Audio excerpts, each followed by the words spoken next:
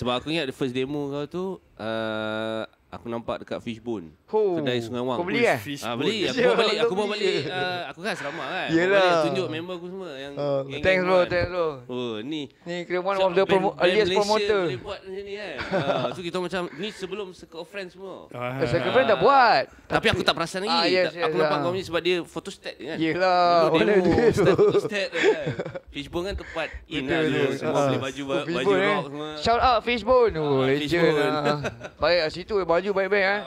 Kau situ kau beli. So aku pergi tengok tu nampak ada brother kat situ kot promote macam bro. Dia tak panggil bro lah apa lah. Mat. Dulu ni apa? Ada ni band lokal ni kan. Cakap automatic garbage. Beli lah berapa? RM6, RM10. RM5 kot. Macam tu. RM10 dia buat duit kan. Capitalist.